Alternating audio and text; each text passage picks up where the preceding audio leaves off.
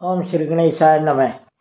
शौनक जी ने कहा, महाभाग सूत जी, आप सर्वज्ञ हैं। महामते, आपके कृपा प्रसाद से मैं बारंबार कृतार्थ हुआ।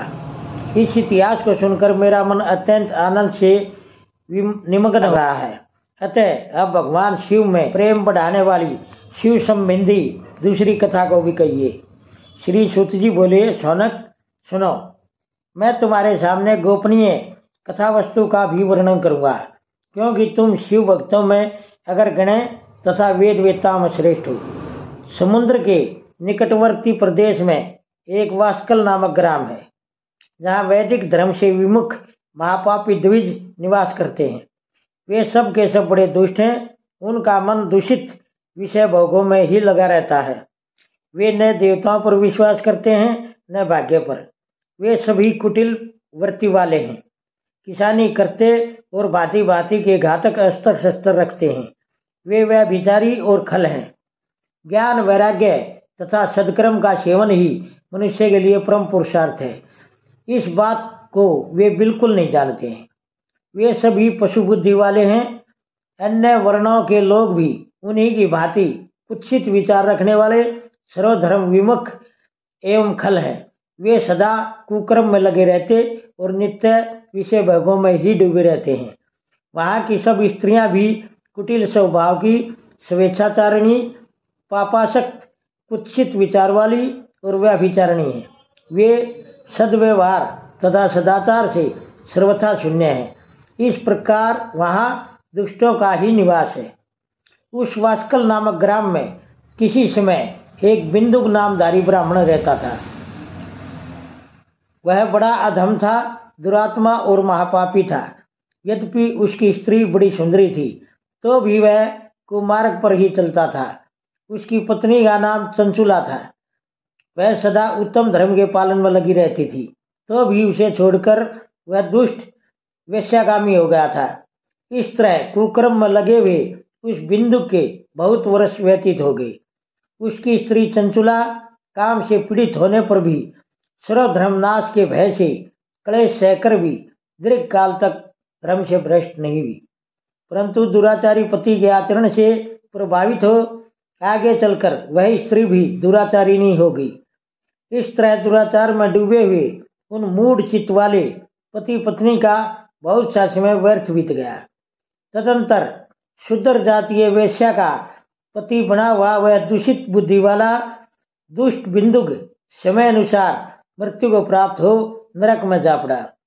बहुत दिनों तक नरक के दुख भोग कर वह मूढ़ बुद्धि पापी विंध्य पर्वत पर भयंकर पिशाच हुआ। इधर उस दुराचारी पति बिंदुक के मर जाने पर वह मूढ़ हत्या चंचुला बहुत समय तक पुत्रों के साथ अपने घर में ही रही।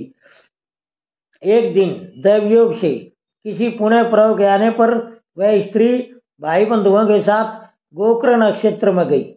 तीर्थयात्रियों के संग से उसने भी उस समय जाकर किसी तीर्थ के जल में स्नान किया। फिर वह साधारणता बंधुजनों के साथ यत्र तत्र घूमने लगी। घूमती घामती किसी देव मंदिर में गई और वहाँ उसने एक दैवज्ञ ब्राह्मण के मुख से भगवान शिव की परम पवित्र एवं मंगलकारिणी उत्तम पौराणिक कथा सुनी। कथावाचक ब्राह्मण कह रहे थे कि जो स्त्रियां परपुरुषों के साथ वह विचार करती हैं, वे मरने के बाद जब यमलोक में जाती हैं, तब यमराज के दूत उनकी योनि में तपे हुए लोहे का पृग डालते हैं। पौराणिक ब्राह्मण के मुख से यह वैराग्य बढ़ाने वाली कथा सुनकर चंचुला भय से व्याकुल हो वहां कांपने लगी। जब कथा समाप्त हुई और सुनने वाले सब लोग वहां से बाहर चले गए, तब वह भयभीत नारी एकांत में शिवपुराण की कथा बांचने वाले उन ब्राह्मण देवता से बोली। चंचुला ने कहा, ब्राह्मण, मैं अपने धर्म को नहीं जानती थी, इसलिए मेरे द्वारा बड़ा दुराचार हुआ है। स्वामी, मेरे ऊपर अनुपम कृपा करके आप मेरा उद्धार कीजिए। आज आपके वैराग्य रस से ओतप्रोत इस प्रवचन को सुनकर मुझे बड़ा भय लग रहा है। मैं कांप उठी हूँ और मुझे इस संसार से वैराग्य हो गया है।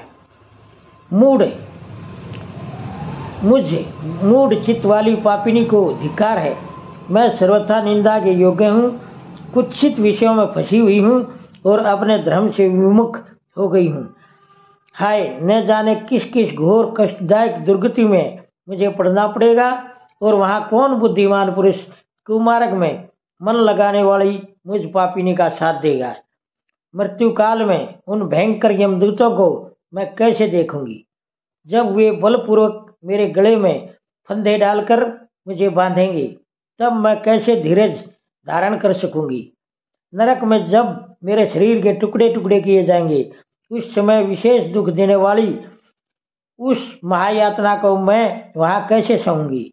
हाय, मैं मारी गई, मैं जल गई, मेरा हृदय विदीर्ण हो गया और मैं सब प्रकार से नष्ट होगी, क्योंकि मैं हर तरह से पाप में ही डूबी रही हूँ। ब्राह्मण, आप ही मेरे गुरु, आप ही माता और आप ही पिता हैं। आपकी शरण में आई हुई मुझ दीन अबला का आप ही उद्धार कीजिए। सूत जी कहते हैं, सोनक, इस प्रकार खेद और वैराग्य से युक्त हुई चंचुला ब्राह्मण देवता के दोनों चरणों में गिर पड़ी। तब उन बुद्धिमान ब्राह्मण ने कृपया पूर्वक उसे उठाया और इस प्रकार कहा, ओम नमः शिवाय।